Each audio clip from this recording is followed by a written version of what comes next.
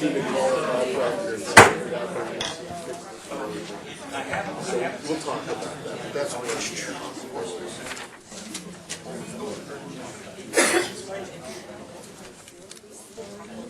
Okay.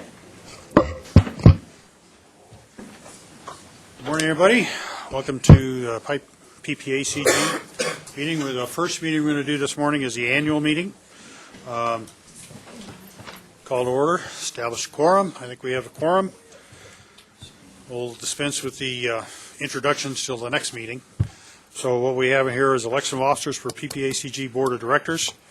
I think we have the reading of the nominations. If I can find that form.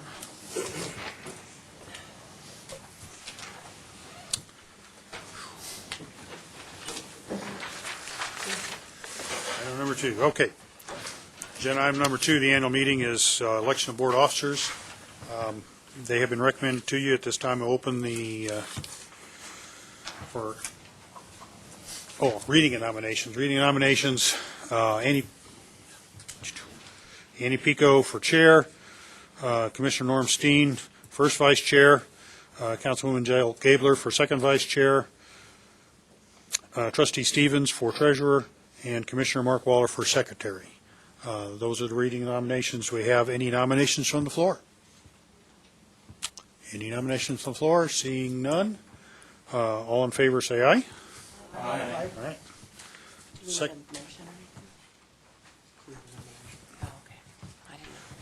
Appointments of board members to the statewide Transportation Advisory Committee, known as the STAC. We have the I thought I had it. You have it there?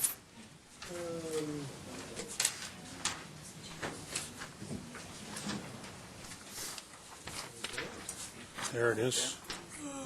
Oh, there it is. Thank you. The next item. Okay, appreciate that. It's also on the books. Okay. Okay, following STAC representatives for consideration at the annual meeting. Primary representative, Teller County Commissioner Norm Steen. First alternate, City of Colorado Springs Councilmember Annie Pico. Second alternate, Town of Rama Trustee Turner Smith. Third alternate, Miss Sally Clark. Nice. Ms. Who's in the room? Yeah, that's the list that's up there. Second. Fourth alternate, the PPACG Executive Director, and the fifth alternate, PPACG Transportation Director. Should we modify this? What's that? Should we modify this? Not at this point? Not at this point. Okay. So those are the nominations. Any nominations from the floor? I recommend Jill Gabler for number 5. We have a number 5. The fourth alternate? Fourth alternate, number 5 on the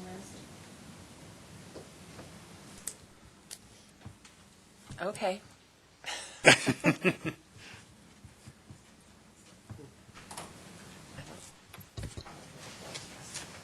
Okay. And fifth alternate, I'm sorry. Any other nominations from the floor? I nominate Andy Pico for 5th alternate. I'm already the first alternate. Okay. I'm the first alternate.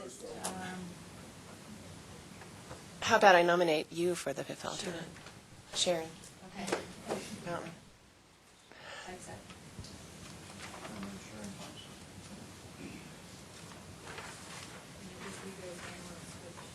We're trying to learn each other's names. Oh. And we're doing more people. Okay. As long as, yeah. I'm just getting confused, but I guess we'll.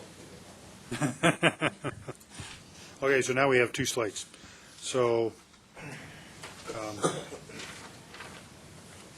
we have two slates to vote. First slate is as printed. Second slate with a modification. So slate number 1, we'll go around, give me a thumbs up or a vote aye or nay. What? So we'll go around the room to vote for slate number 1 or slate number 2.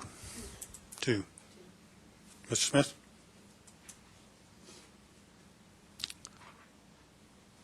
Slate number 1 is as printed. Slate number 2 is substituting.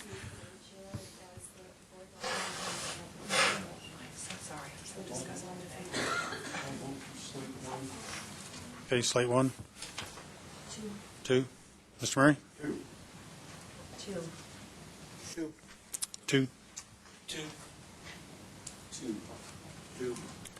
Okay. I think 2 has it. Next item is sunshine compliance law. This is the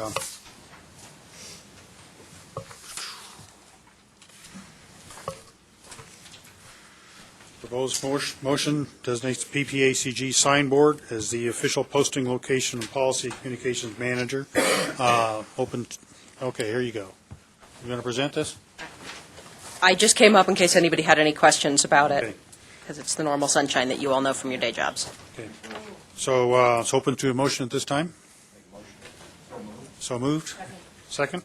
Any other comments? All in favor, say aye. Aye. All right. And with that, gavel out of the annual meeting, and we'll convene the regular meeting. And we'll, at this time, go around the room and make introductions. All right, good morning, Norm Steen, Teller County Commissioner. Good morning, Jill Gabler, City of Colorado Springs. Good morning, Bill Murray, City of Colorado Springs. Sharon Thompson, City of Fountain. Nicole Nicoletta, Mayor of Manitou Springs. Good morning, Rod Chisholm, Deputy Garrison Commander, Fort Carson. Jim Hall, Public Transportation. Morning, Rocky Scott, State Transportation Commission. Good morning, Pat Carley, United States Air Force Academy, 10th Air Base Wing. Good morning, John Doucette, Peterson Air Force Base. Good morning, Tracy Keegan-Murphy, 50th Space Wing, Shreve Air Force Base. Buck Hakes, Mayor Victor. Neil Levy, Mayor of Woodland Park. Karen Rose, CDOT Region 2 Director. Good morning, Rick Sonnenberg, Acting Executive Director. And Stan Vanderwerf, El Paso County Commissioner. Annie Pico, City Council, Colorado Springs. Okay, you have before you the agenda. Accept a motion to approve the agenda. Chairman, I move to amend the agenda to remove item 4B, and then recommend approval with that change. Come on. Good call. Do I have a second? Second. All in favor, say aye. Aye. All right, we have the agenda minus 4B. Because we don't have the people here. Oh, right. Yeah. You're right. Okay, so agenda item 4A, public comment for topics that are not on the agenda. Come on up. Deborah? Yay.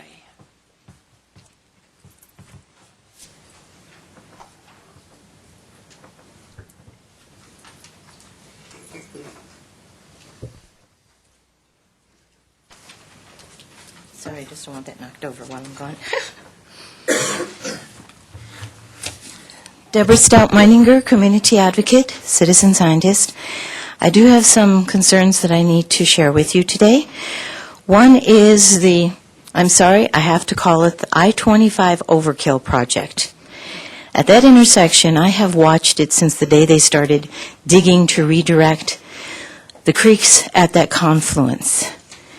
I am deeply concerned that that will accelerate problems on the west side with underground erosion. That's always been a problem. When you back up a stream and try to redirect it, historically, Colorado waters do not like to be redirected. They don't like to be slowed down. They will go elsewhere. And elsewhere is where they'll go if they can't go the route that they used to be.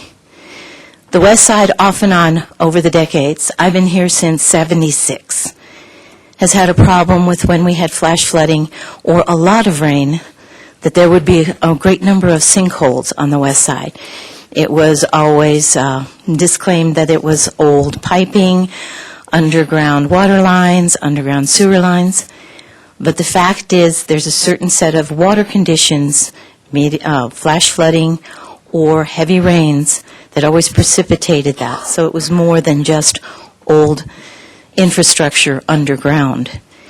When those waters overflow and they can't go easily through their original routes, The not-so-easy routes, which will be underneath the community, is where they will go, and it will cause a lot of problems.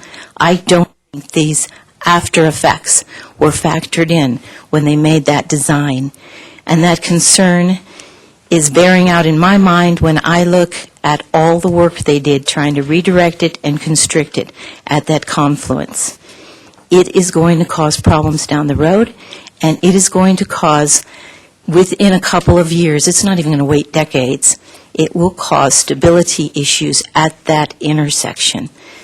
I think that just as I warned about instability in certain places on the overpasses on I-25 where they had the high flood areas, we need to watch this very carefully because it is going to cause problems, and there's no Plan B that's been put in place that I can see from the designs.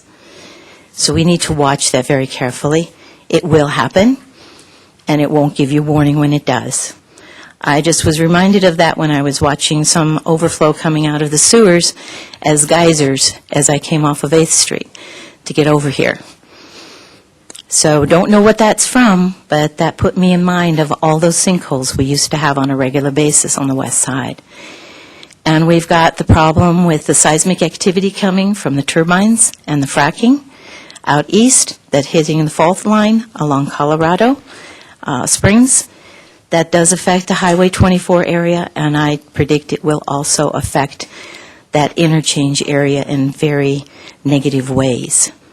So I think we should be watching seismic activity much less than 3.0.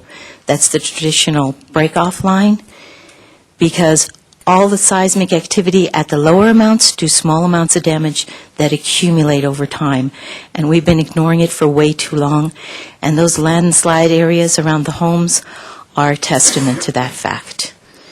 And they're not being told that those landslides are precipitated by that seismic activity at lower levels. The other issue is with this windstorm, we had wind, according to the BOCC report yesterday, I heard that we had wind speeds at the airport of 85 miles per hour. We had wind speeds that hit 101 miles per hour at Cheyenne Mountain. This concerns me greatly because from my friends that live out in the wind farm area, they said those wind turbines never stopped. According to the designs of those and the people who build those and make the parts for them, those wind turbines are supposed to be shut down if those winds exceed 50 miles per hour. They were never shut down. Those wind tip speeds for those turbine blades are over 200 miles per hour.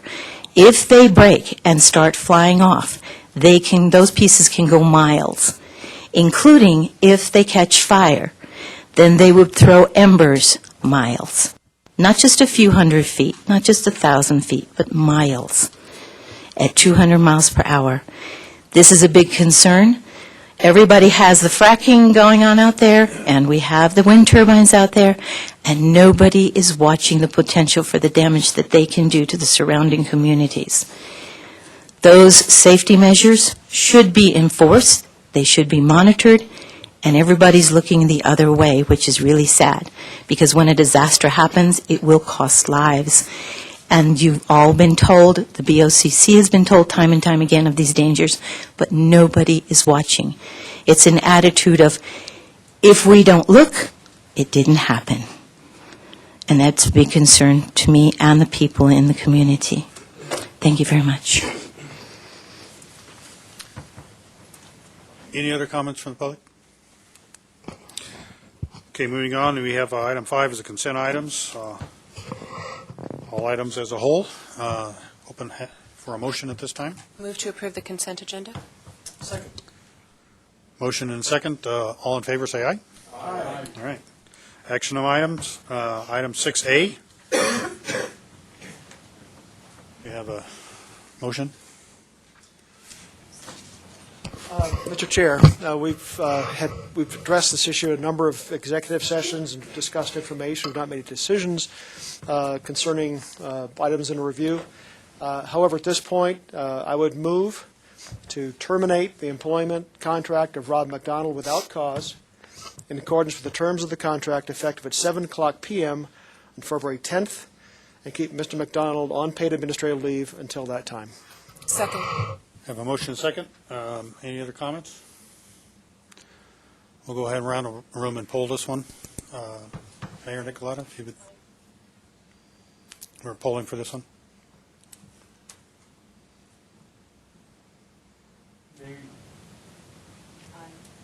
Aye. Yes. Aye. Aye. I recuse myself as I've not been participating in most of the meetings on this. Aye. Aye. Okay, we're close with that. Next item is the 2050 long-range transportation goals. You have someone to present this one.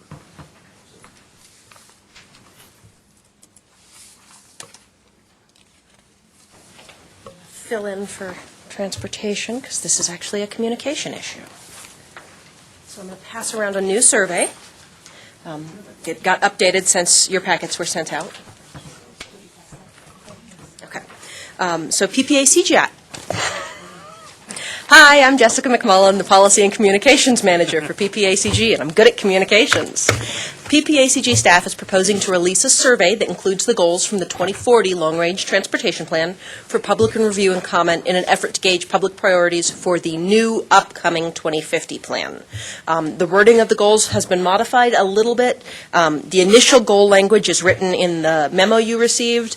The language was modified to make it more understandable to the public and to make sure that we weren't using technical language that, like modes, that might confuse regular citizens. Our goal is to develop a current, relevant set of goals for the 2050 plan, using those 2040 goals as our initial starting point. The CAC and the TAC and PPACG staff all recommend the release of this survey for public comment and items. We are presenting the board with the options of releasing the survey, do not release the survey, or refer it back to staff. Okay, you have a survey before you. Any questions? Ms. Gabler? Yeah, I spoke to several of the CAC members who addressed this issue at their last meeting, and a few of them were fairly concerned about the goals in that this is, of course, our long-range plan, and many of the goals have been cut and paste for up to 16 years, which isn't actually very future setting, and that a lot of them, most of them, in fact, almost none of them are in any way aspirational or address smart kinds of technologies, which, of course, other COGs are doing. And so actually my recommendation would be to send it back to the CAC and the staff to revisit this. I would really like to see some things on here that are more aspirational or aspirational at all. This is an exciting, potentially exciting plan for us, and I went to look at Dr. Cog's plan, and so many of the other COGs are really thinking more forward than we are, and this is an opportunity for us to really just think differently. So I would recommend we send it back one more month, and with that message that we want to see some more aspirational goals. Mr. Murray? Did you have a question? Oh, I'm sorry. Mr. Smith? Yes. Jill, does this tie into the plan, The strategic plan? the strategic plan that you envision? No, not necessarily. I mean, I think that there's overlap and alignment, but we recommended that to hold off on the strategic plan until we have a new executive director on staff, because we certainly want an executive director to be leading that plan and to buy into that plan. So, but this is separate. Okay. Thank you. During the board workshop and at the CAC meeting, we actually did hear that concern very clearly, and we wanted to make sure we addressed that. So what we did in the survey that we handed out, you'll see the reason why you got a new modified version is during the board workshop on Friday, we heard some suggestions to make sure that we're asking for the innovative things rather than focusing on the 2040 goals. So the survey up here, it opens with, what do you want to see happen in the next 30 years? It asks for that, what technology is changing the world, roads, bike, transit options? What do we need to make sure we're considering when we're planning for 2050? We wanted to make sure that we started with the CAC concerns about focusing them too much on the 2040 plans. And those 2040 goals were selected to make sure that we do have a certain amount of continuity between the plans. And we wanted to make sure we weren't just starting from scratch, as that can cause some problems in presenting new plans. So we started with what's the innovative parts. We then moved to what do you think we should remove, keep as a low priority, or keep as a high priority from the old goals. We wanted to make sure that they knew what the old goals were, but that we hadn't pushed them as these are the only possible goals. It makes sure that look through these questions and tell us what goals we need to keep and what we may need to add. Feel free to add comments, suggest new goals, or suggest alternative language for any of the goals in the following sections. So it goes down and it goes through each of them. And then at the end of it, it says, please share any new goals you'd like to see added for the 2050 plan or suggest modified language. And then it asks, after considering the 2040 goals, what would you like to see for regional long-term transportation goals? What are we missing? What needs to be updated? And it's because we did. We heard the CAC and we heard some board members very clearly say, we're not sure that this is moving us in the direction we need. That just repeating the 2040 goals would distract from the opportunity for people to hear new things. And you'll see that I'm clicking these aimlessly so I can show you the last page. I think this is great. I haven't had an opportunity to see this, but I even would like to take this back to the committees and have their buy-in, and since they are the ones who were concerned about the goals and they haven't had an opportunity to review these. Okay. And then there is no rush from what I can gather. That would be my recommendation. Can I have a comment also? Yeah. So, Commissioner Vanderwerf, and my apologies because I'm brand new, right? So I haven't seen all of the documentation that may exist and be very relevant to this discussion. My apologies. Yeah, okay, thanks. See, I'm so new. I don't know to use the mics yet, right? But some key things that I always think about when we talk about transportation, and these are goals that are in my head when I think about it, is maximizing the safety for public citizens and minimizing loss of productivity. So I'm wondering if those might be interesting or relevant questions to ask in the survey and see if you can elicit innovative or interesting responses from the public. I would ask that you consider that as part of this, those comments or those phrases as part of the survey. Thank you. Absolutely. Okay, any other comments? I think that sounds like a, you want to make that a motion? Sorry. Sorry, I suddenly got hungry. Yeah, I'd like to move to take the plan, long-range plan, back to the CAC and the TAC and have them review this update that you worked on in the planning session and bring back new goals in our February meeting. Second? Okay, motion and a second. Other comments? Any comments from the public before we pass this as an action item? Just to clarify, Chair, your motion is to put the survey out. Your motion was to review the whole long-range plan. Your motion is to change the survey of the goals. Yeah, I'm sorry. Okay. Right. Just to clarify the motion.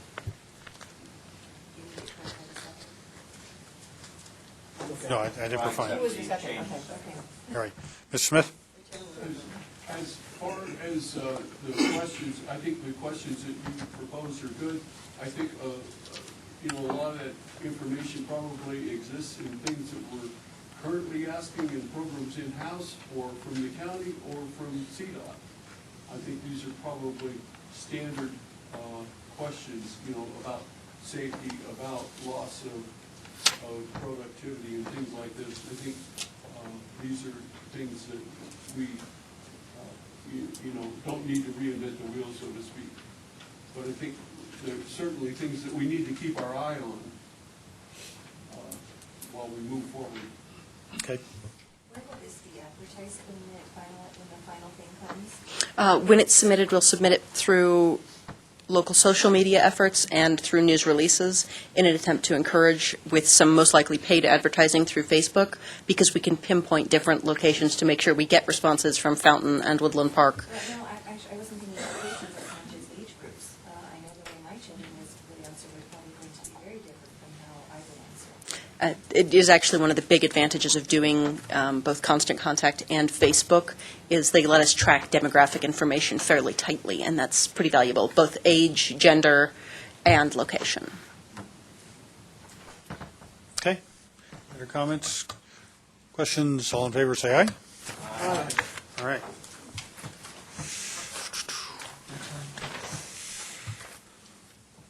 Okay, moving to the reports. CDOT monthly updates, road usage pilot program. Karen, I don't know if we are, I'm Mark Andrew with CDOT. I'm going to update you on some projects that we're advertising, and then we'll talk about Cimarron briefly. But and then Karen can jump into the I-25 PL. But the road usage presentation, are we prepared for that this morning? Yeah. Okay.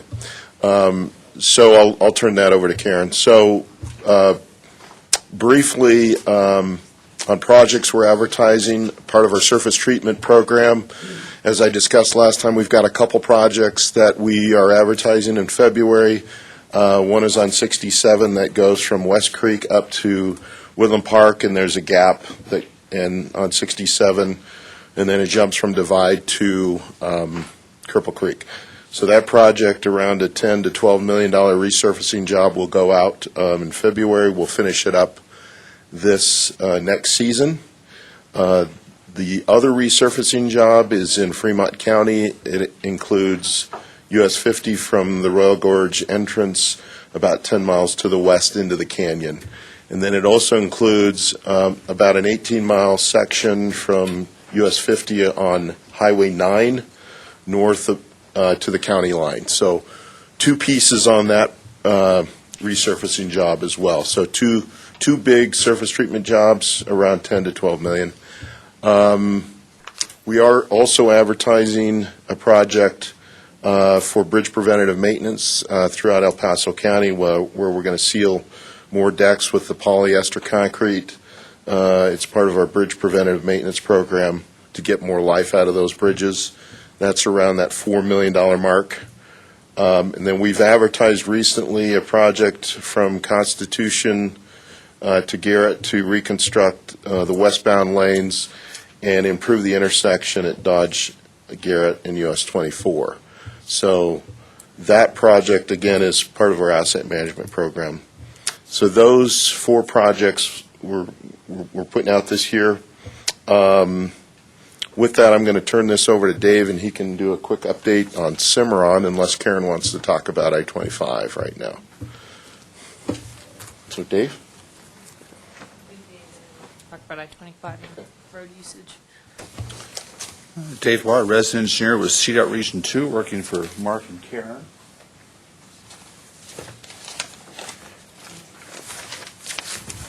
Passing out the January newsletters, and I will be brief. The project does remain on budget and on schedule, and the schedule being a fall 2017 completion.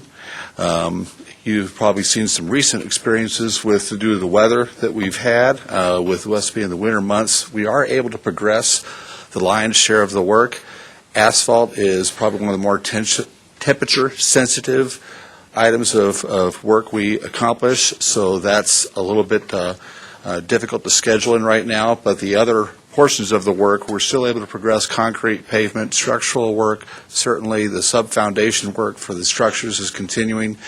But I did want to point out that it does take a little bit extra effort, both from a labor and resources standpoint, but also additional planning to make sure that subgrades are protected with some blankets, things like that, and sometimes the subgrade's heated before we do the concrete paving. So it's still temperature sensitive, and it does require a little bit more extra effort. And I will point out that while we're talking about temperature sensitive work, there's no great plan for the wind work that we had to deal with. And I'm not trying to be flippant about that, but being safety conscious, the project for the last 2 days has been in much of a stand-down mode of just keeping up with the traffic control devices and trying to keep some of the signal heads pointed in the right direction and keeping sand bags on top of the traffic control devices, and it's been an effort that started about 4:30 Monday morning and has been ongoing since then. That has made us delay a couple of evenings that we were going to do. The newsletter refers to some switches coming up. That is being delayed till, knock on wood, here this evening, when we'll be doing some work on all 4 of the ramps, as well as the big focus is to try to get the northbound on-ramp on its ultimate configuration. So that's what we're trying to gather around tonight. There have been some planned traffic impacts and traffic switches on Monday and on Tuesday evening, and it looks like our forecast is going to be favorable, Karen, that we'll be able to do that tonight. So there'll be some media releases coming out on what the traffic impacts are going to be, but it'll essentially be an interchange closure tonight if we're able to pull everything together. I-25 travel will be continuing, but the 4 ramps will be closed down. Again, the big push is to try to get this northbound on-ramp in its ultimate configuration. With that, Phase 2 continues on, that we're working on what will be the northbound travel lanes. So we're traveling on the west half of the interstate today. We were able to squeeze in some better striping and touch that up, that November, December, those months with the snow and the removal of the snow were rough on the temporary pavement marking. That has been touched up. We're happier with that, and we're going to keep our eye on that, and we're going to keep moving forward with the structural work. Some of the other Phase 2 work coming up would be the connection between 8th Street and 24 that will help out the 24 and 8th Street intersection. We'll be completing the Fountain Creek improvements to provide better flood capacity there.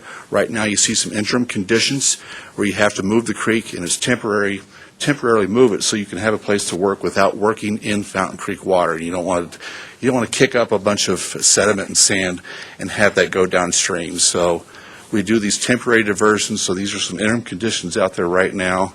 But we have also beefed up some of the rock revetment and some of the protection for the trail systems in there, accounting for the Waldo Canyon fire and those sort of things. But it's a work in progress, but it is moving forward, and I would ask if there's any questions.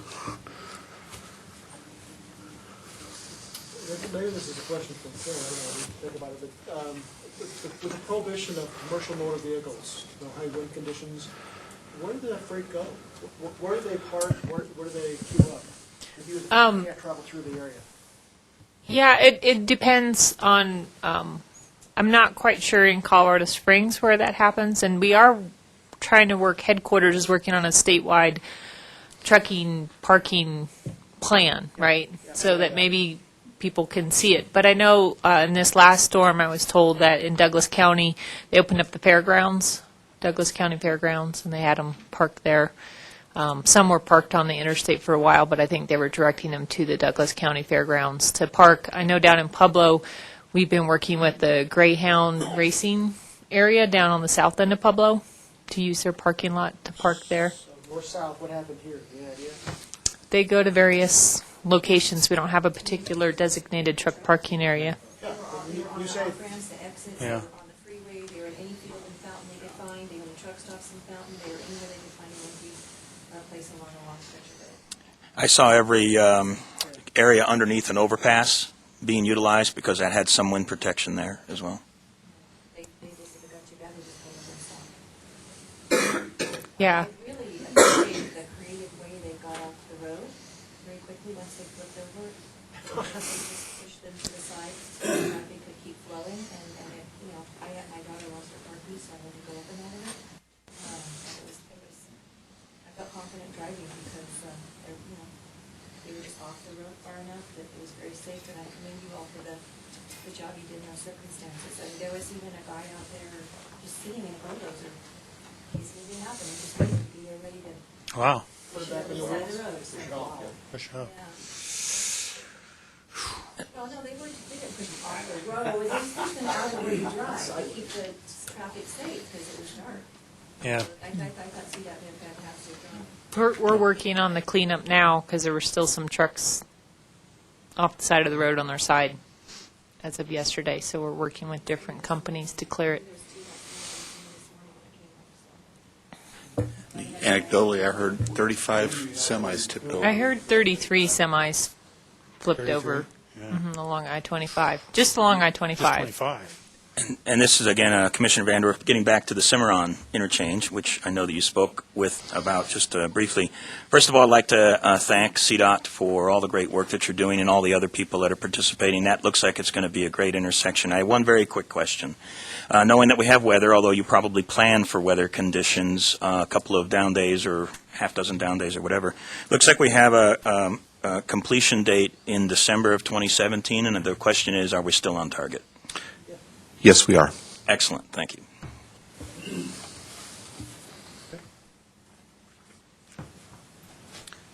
Karen? So I have two topics. So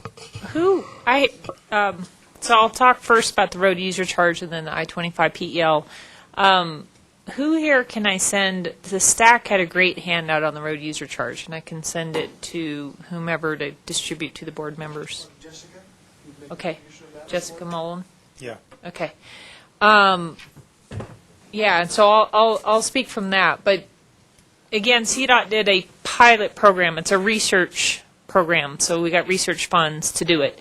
And so it's very limited in its scope. It's a 4-month statewide pilot evaluating road user charge for passenger vehicles only. So there's a lot of questions. People are like, what about out of state? What about motorcycles? What about this? All those are on the, okay, these are issues to get resolved. This is just a very early step at looking at what happens if we were to charge people for the miles that they travel in their vehicles versus the gas tax. So there's 100 participants consisting of legislators, transportation leaders, officials, media, and general public. Participant mix geographically with urban and rural and vehicle stratification, so Prius to Tahoes kind of thing. And a final report will summarize the findings of the pilot, lessons learned, and identify future recommendations. And so, there's like 3 different ways that different participants will do it: odometer reading, non-GPS enabled mileage reporting devices, and then GPS enabled mileage reporting devices. So they're testing out a few aspects of it, and then again people will get a mock invoice of how much they would have been charged. So it's just all pretend right now as to if we did this, how does that work? How do people feel? How inconvenient was it? Those kind of things. So that's what we're working on. It ends in April, and that's part of the CDOT headquarters group that's leading that with research funds that they received. And they're part of a 14-state group coalition that is looking at the road user charge. So it's not on their own.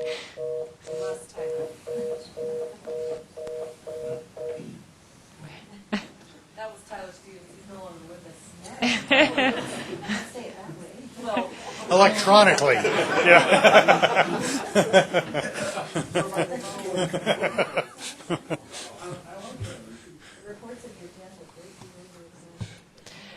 So yeah, the group that gathers this data is called the Western Road Usage Charge Consortium. And so it's some Western states that are looking at the feasibility and policy that would be implemented with it. So anyway, there's a cute handout. It's very succinct. It's very good that I can provide that will summarize it.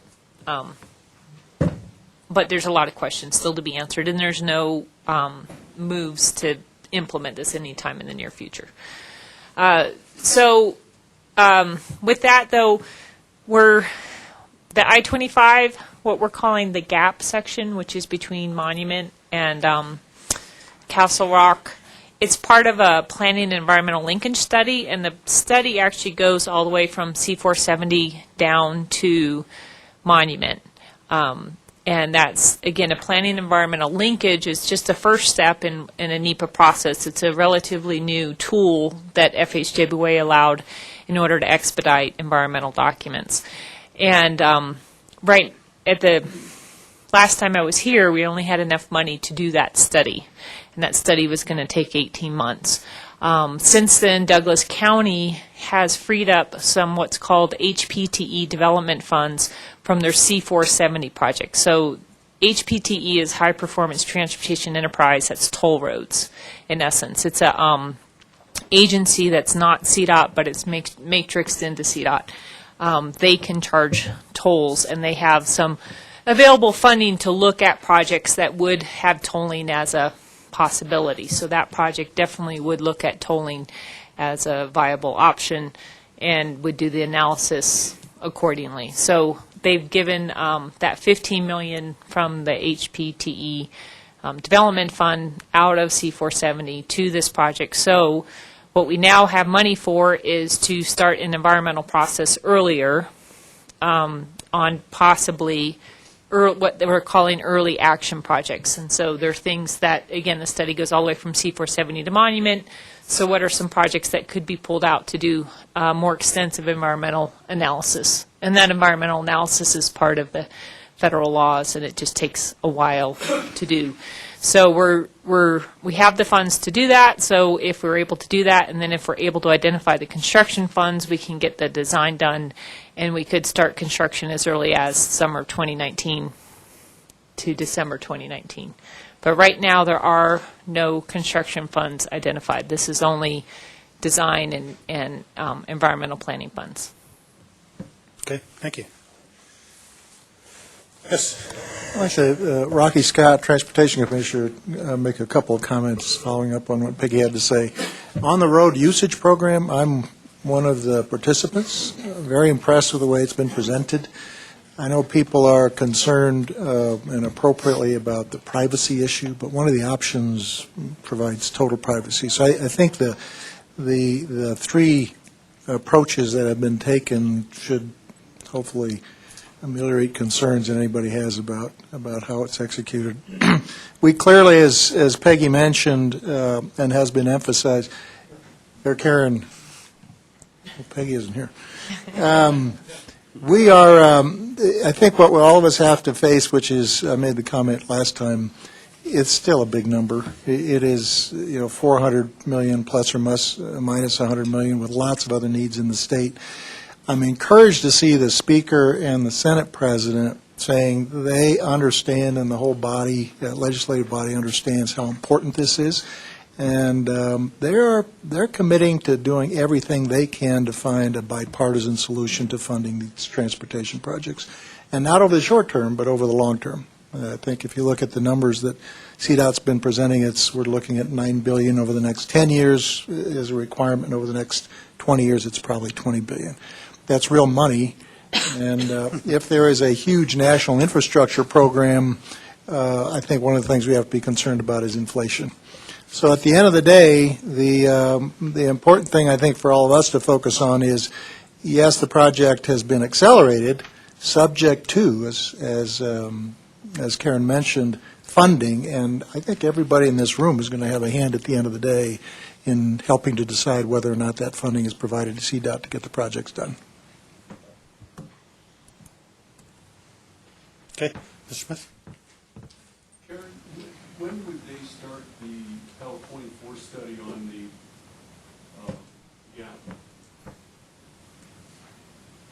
The PEL, they already have. So they're 6 months into it. And they have enough money to just keep blowing through that right now? Yes, they have enough money for the PEL study, so that'll continue, and then we'll pull out an early action project from that study to get an environmental assessment or an EIS. So when will the study be completed? If I remember correctly, the study will be completed spring 2018, but that's the planning and environmental linkage study. The environmental assessment or whatever early action project is identified, they'll have to determine whether it's an environmental assessment or environmental impact statement. Would be pulled out this summer or possibly fall and be completed by summer 2019. And then, so there's a year between when that's completed in the spring of 2018 and when you're ready for construction in the summer of 19? Yeah, they'll run concurrently. They'll run at the same time. So one doesn't have to finish for the other one to start. They can run at the same time. No. question here. First of all, I'd like to express my appreciation for the combining of the two studies, which probably takes at least a year in study cycle out of the process so that we can get to, a better conclusion sooner. But I do have a question with regard to the environmental studies. I just don't know myself. I'm sure there have been environmental studies on that highway in the past. And my question is, do we need another environmental study, or is there an addendum to an existing one that maybe could be even more quickly conducted? Because I'm sure there has to have been one done. And maybe the reason why we have to do it over is because when it was done in the past, it didn't meet current standards or something. But my question is, are we trying to use the previous environmental studies that we've already, put on that highway or conducted for that highway? I do not know of any previous environmental studies that have been done for that section of the highway. Really? That's been the issue. So the environmental study that's been done that Cosmix used in Cimarron and Fillmore was from South Academy up to Monument. So perhaps that the current environmental road is, study was done. The current road is so old that environmental studies weren't done at the time that it was built, perhaps? It wasn't. No. Yeah, Wow, that's right. Interesting. Okay. So, I mean, part of the requirements we have, and Shaylin had said this in that event, is because in the past we didn't do a lot of the analysis that others saw that we think we should have done. So there's a whole thing on NEPA, but there's like 28 to 30-something different laws that are in place there that look at different factors, and then you have to balance them all together. But that's been the push for this, is to get environmental studies started. But also environmental studies only have a certain shelf life, so certain laws change or environment changes, so what's in extinct or endangered species, right, along the corridor, those change, where they live change, wetlands change, so that those environmental factors change. It's in a conservation area, so all that stuff gets updated. So usually environmental documents are only good for 5 years, and then they just need to be re-examined to see what laws have changed, what things may have shifted, and then you have to go back and re-examine those. All right, thank you. That answers my question. I just want to make a point that this is a study only. There's still no funding for actual construction. Numbers have varied between $280 million upwards from that. So the step of the legislature has been, once we have a PEL, how we proceed, and that would be the earliest, probably in 2019, that we expect construction to begin. The earliest dates I've heard for completion in 2022. Right. It's still inside of our 6-year tip, but it's still major lifting if we actually get construction ready. Yeah, that's the challenge for us to move forward, but we're hoping if we can get the study advanced and the design advanced, people can see that there could be a project if we can get that funding, and that might assist in getting the funding. I don't know.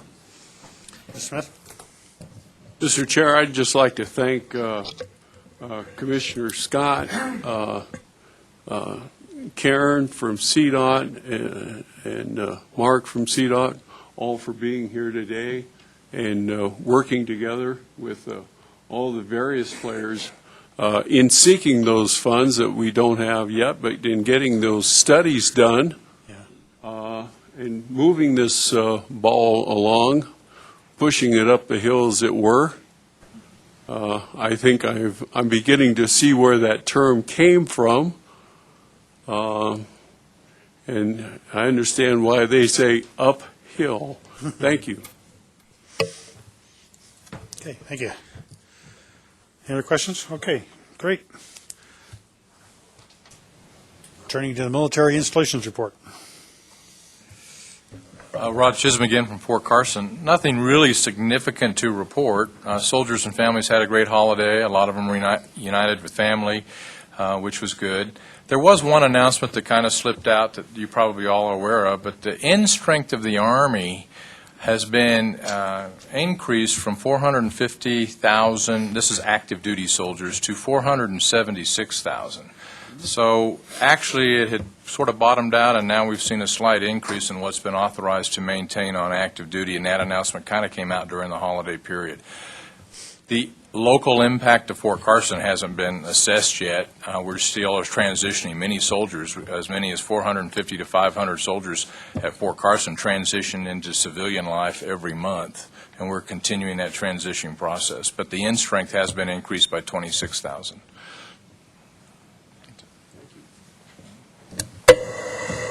Pat Carley from the Air Force Academy. Just one item coming up in the near future. On or about Wednesday, the 1st of February, we will have at the installation a FPCON exercise, Force Protection Condition exercise, and the impact to the public could be delays at the gates throughout the day on or about the 1st of February, and the plan is to close the base to visitors to include the Santa Fe Trail.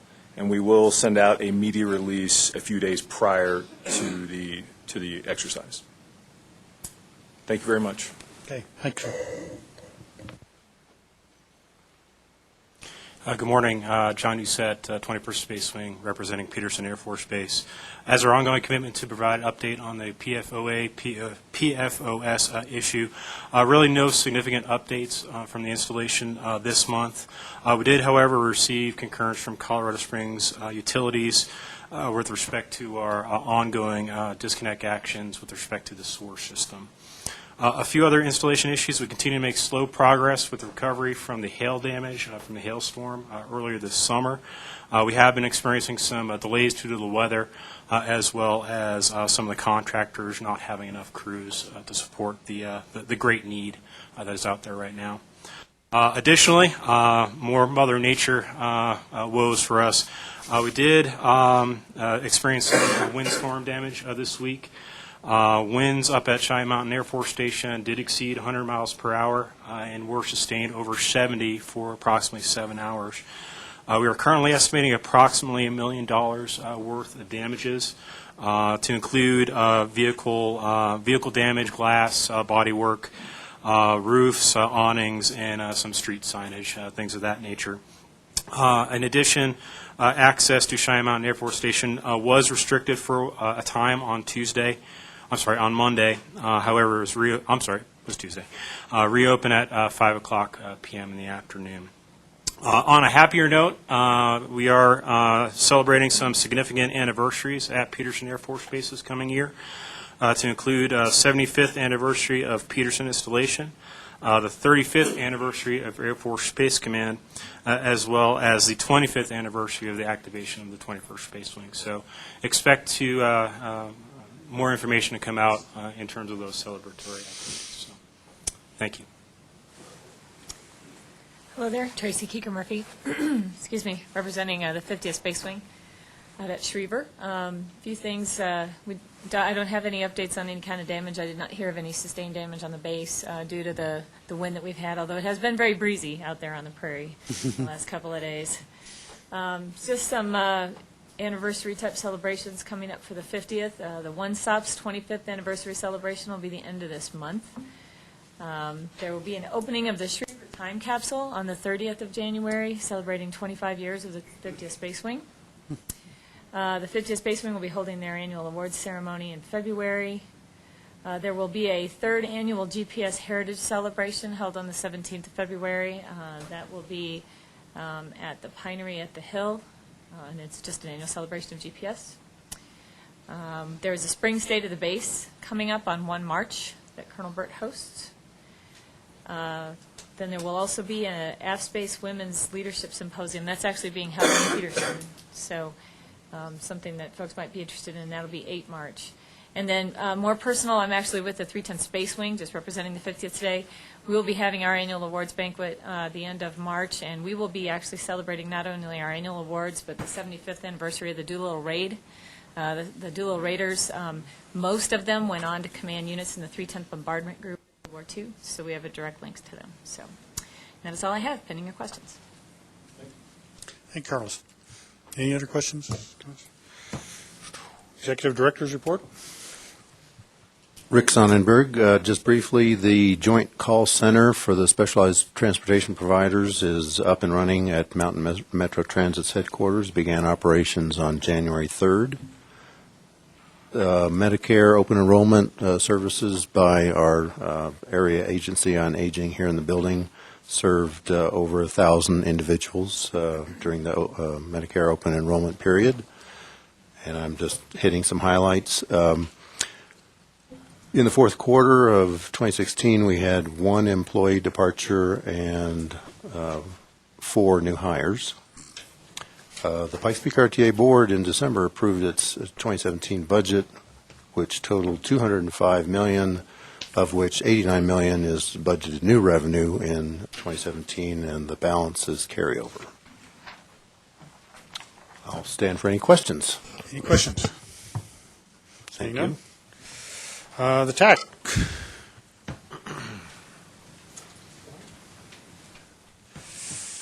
Good morning. Brian Vitulli, I'm the planning supervisor with the City of Colorado Springs, Mountain Metro Transit, with our December 15th meeting report. I also wanted to say that I am the new TAC chair. We had our elections at our December meeting. And I first wanted to start off with extending my thanks personally to Jennifer Irvin, who's provided 2 years of effective leadership of the TAC. And she has a great ability to balance the needs of all of us as member governments, but also to think on a regional level. So she's going to be very, very well missed, but luckily she's staying on the TAC as a member, so she'll be there for guidance. The only item, a couple items that I'd like to report on is you've already addressed this under your consent items. Item 5D, the TIP Amendment 5 to the 2017-2022 TIP. The TAC recommended approval of that. The Long-Range Transportation Plan Goals, Action Item 6B. We also, as a committee, are interested in seeing less goals that the 2050 plan moves forward with. We're careful that we want to make sure that federal requirements and federal guidance is followed, and I know as being a former staff member here at PPACG, there are certain items that we need to address in the long-range plan, so as long as those items are addressed, we think that there's a lot of common ground to address those, but also reduce the heavy workload, actually, both for PPACG staff and for the member government staff in writing all those project applications, because we have to address all of those goals. So we think there's some good common ground that could be made, and yes, we'll look at this as directed next month and try to come up with some better goals to move forward with. And we also are very interested in finding some consistency with the upcoming strategic plan, or at least to not have the strategic plan and the 2050 regional transportation plan work against each other. We think there could be some common ground there as well. Our TAC meeting was one day after last month's board meeting, and the note policy was thrown back to the committees to address. And one day after the board meeting, there really wasn't any information to present to us. We were told that this is going to be discussed at the January statewide MPO meeting.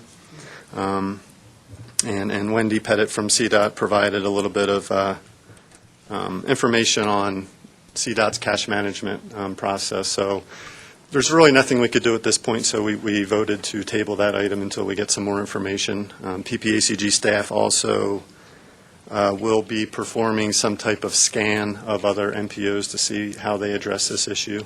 So we're looking for some more information in a couple months, in the upcoming months, and then we can better address this issue. So, are there any questions? Questions? Congratulations and thanks for stepping up as the chair of the TAC. Sure. Thank you. Thank you. Mr. Chairman, I have a quick, I'm sorry, go ahead. Very carefully at the TAC recommendations. So thanks. Okay, great. Thank you.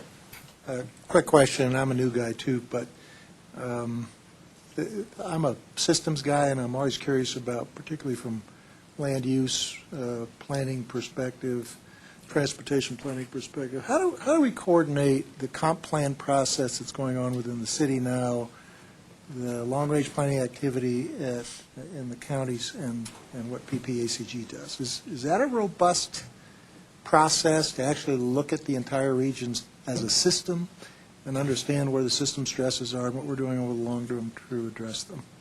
Sure. I don't want to answer for PPACG staff as they develop their regional transportation plan, but you're right. All of us member governments have our own comprehensive plans. We have, the city has a new infill and redevelopment policy.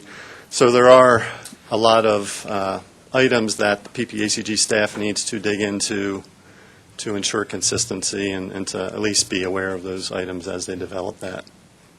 Yep. So it's a very exhaustive process, and there's a lot that goes into it. And yeah, that's one thing that the PPACG staff will need to do, because we're only three years, not even 2.5, 3 years out from the 2040 RTP being approved, and a lot has changed. A lot has changed in the city. A lot has changed in the county. So it's kind of an ongoing process to get those new plans involved in the process. Mr. Smith? Rocky, I may be taking you clear off the beaten path here. Not my intention, I assure you. I know that they have the joint land use that operates between the military and the private sector.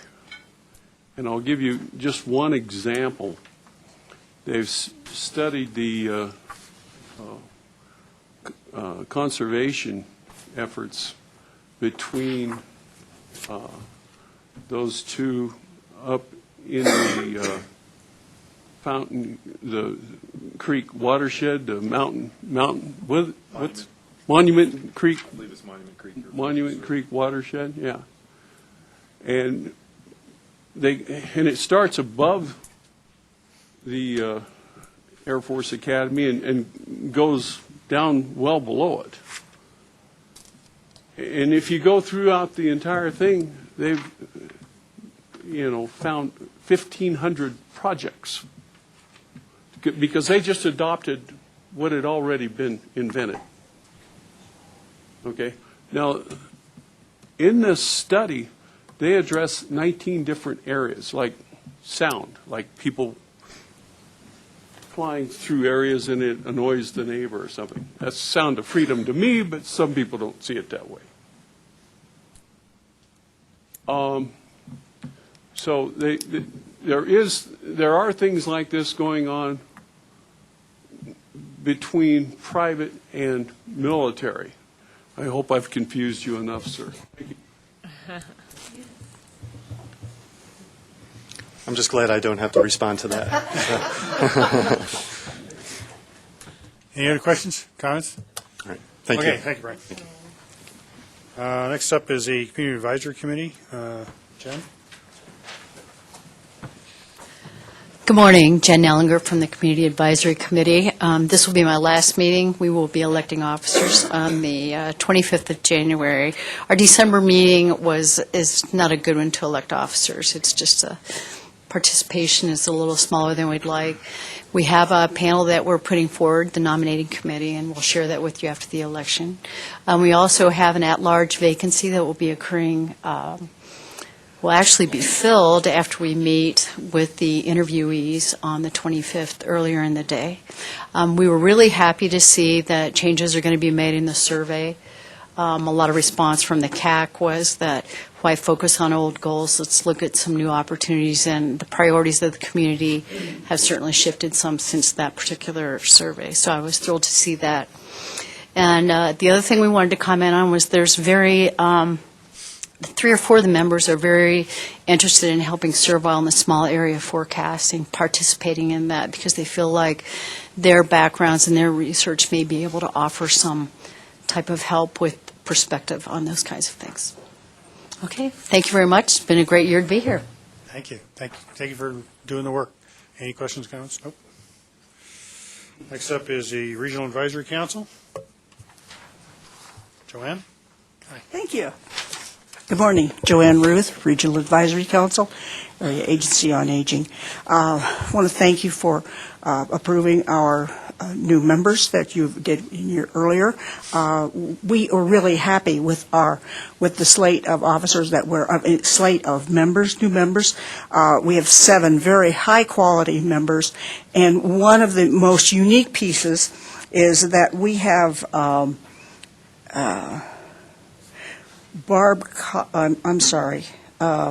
Joyce Whittle is from Bailey, and that's the first time we have had a member on our RAC come down from Bailey. And so I just want you to know that is a first, and we're very proud of it. We also have a new member, a second member from eastern El Paso County. We have members now from spread out geographically. We're very pleased with that. The one thing that we have a full slate of members now. The one thing that we are concerned about is that we do not have a really robust membership from our minorities. So if you have in your communities, if you have people, particularly African American,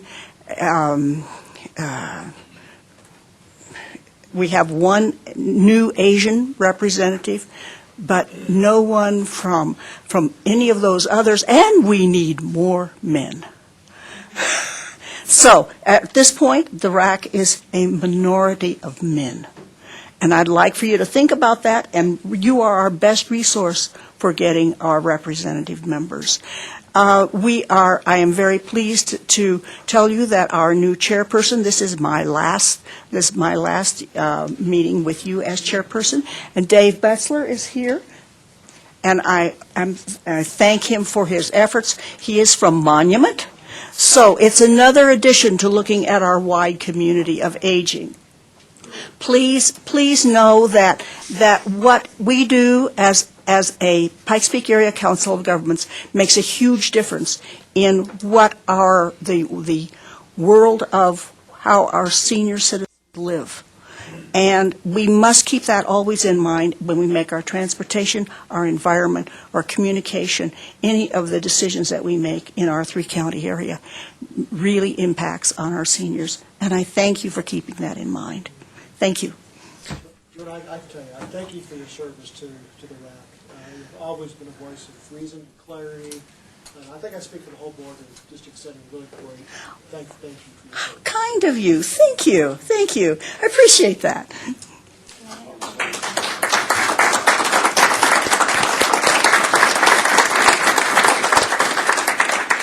That's an amazing thing to have a citizen come and then have all of you say thanks to me, because I'm always telling you thanks. Joan, one more question. A couple of months ago, am I on?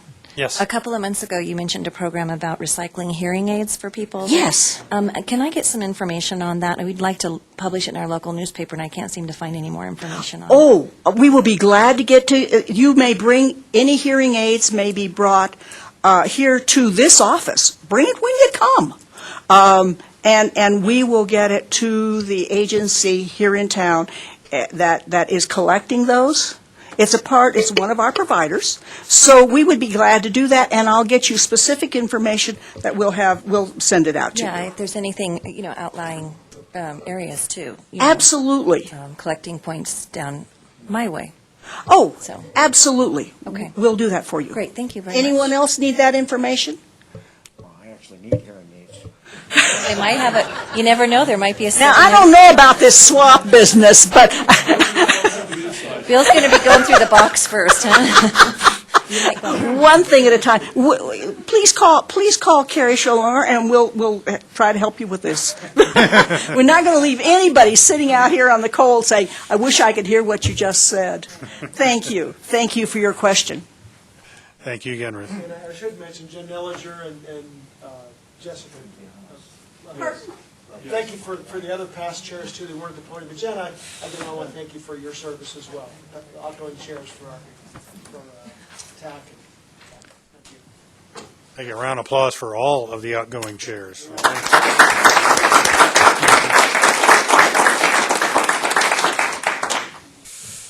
Stack.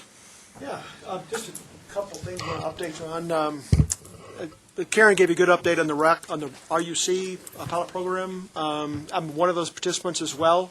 It's one of the key outcomes this year, if you advise the legislature what this might look like if implemented. It would still take an action by the legislature to actually roll out the road usage charge. Shaylin Batt, the executive director of CDOT, has indicated that the public review of RUC and formerly called the Vehicle Miles Traveled program, very negative. That was not, in fact, it was so negative that it was not included in a recent survey conducted by the Impact 64 group, the Progressive 15, Action 22, and which one I'm forgetting? A statewide survey. It was not surveyed because the view was so negative. But this information on the pilot program will provide the legislature for what it might look like. And as a participant, if you want to see my car, I can give you actual results. What it does, it tells the total cost for driving on the Colorado highways minus what you've paid in fuel tax. So it's a net charge. Now, if you don't have a fuel charge, there's no minus part of it. So you pay for mileage only. So it's a very, I think, an innovative program, and I was included in a recent press release speaking to Road. So stay tuned. Stay tuned. Upcoming in the stack, we're working on continuing coordination between the Transportation Commission. Commissioner Scott, thank you for your support of that. I don't know if you've been included in what that might look like, but this is a result of the 16-10-18 bill that directed the stack to work more closely with the Transportation Commission in terms of helping each other collect and make in decision-making process. So it is not directive; it's simply open up the channels for better understanding of needs, and so that the Transportation Commission be more informed about making decisions affecting the state of Colorado. Just a reminder, the legislature opened today. They're in session 2.5 hours now. You'll be seeing legislative updates from the state and also federal. During those stacked meetings, our federal state transportation lobbyist also addresses on federal legislative issues. I'm going to be personally attending the National Association of Counties as a PPACG rep. In D.C. at the end of this month. That convenes on the 24th of February to 1 March. I'll be meeting with the entire Colorado delegation, 7 congressmen and 2 senators. And if there are issues specifically that you'd like me to carry for PPACG on behalf of the state, this is, of course, just one of many initiatives to engage our legislators. Glad to do that. So, again, that's the 24th of February, a little bit of time. So if there are issues you want me to carry the water for you, including military issues, Congressman Lamborn has indicated a lot of interest in Veterans Affairs too. So if there's water I can carry for you, please let me know. Glad to meet with you one-on-one to talk about those. So update the next meeting. I will not be able to attend, so hopefully our alternates can fill in our February stack meeting. Hi, Joe. Thanks, Chair. That's all I have. Okay. Thank you. Member entity announcements. Anything going around? Yes, Mayor. So anytime I have military attention, and I can talk a little bit about the incline for your folks who all come up there often, right, to train, which is great. So I'm not going to go into a lot of detail, but there are a lot of changes up the Ruxton corridor with parking. Okay, so just make sure that any of your folks who talk about going up there, or certainly if they're getting together as a group, you're going to want to strongly encourage that they use the Metro shuttle, park for free in the municipal lot and take the shuttle up there. Then they don't have to worry about all of the different regulations and fees and fines and such up that corridor. Okay, and Bar Trail lot is reservation only now, so they should definitely know that. The other question I had, but it's still up and running, all the construction looks amazing. The first and second phases of that improvement and safety is just fabulous. It really, really is. So if anybody hasn't done it yet since they've opened it back up since December 2nd, I recommend it. It's really nice. Although a lot of my constituents would just kill me that I just recommended that you do the incline. I do. So it is fabulous. It's fabulous. Okay, good. On the record, of course, it's safe. So my other question is, what is the protocol with PPACG and responding to non-agenda items from citizens who have concerns, how do we respond to them and follow up with them? It's up to you if you want to go and do that. I mean, we hear the concerns. We have on occasion taken an item to go look into something, but not necessarily respond. We can take it off, in other words, take it offline and get back. Okay. Any other questions, comments? Yes. Yeah, there's a media release that came out this morning. A lot of people in the community are familiar with our Fountain Dare officer, police officer Dave Langfels. He lost his battle with cancer yesterday afternoon. So the media release and updates will be coming out for his services. But been a lead Dare officer in this community, sheriff's officer, and very well known throughout the state and even beyond for the Dare things that he did. So if you just want to keep an eye out for that. Okay, thank you. And are you going around for comments or? Just chime in. Just chime in? Okay. So just looking forward to working with everybody here. One of the newly appointed folks here to PPACG, and I look forward to getting to know each and every one of you here in the near future. And then just one quick announcement. It might be the same meeting that Commissioner Steen is going to, but I'll be at the NACO Legislative Conference, the National Association of Counties Conference, starting on the 25th and going to 1 March. So, same one? Okay, so you have two people from PPACG. I'm not representing PPACG at that conference. I'll be representing El Paso County, but I'd be happy to have a conversation with you if you're not going, and maybe try to carry a conversation that you would like to take place at that conference. Thanks a lot. Thanks. Any other announcements? Going. You have the meeting schedule? Any other questions, comments? Seeing none, we are adjourned. I was supposed to be somewhere around 9:30, but I hear you're going to go talk to Matt now? Going.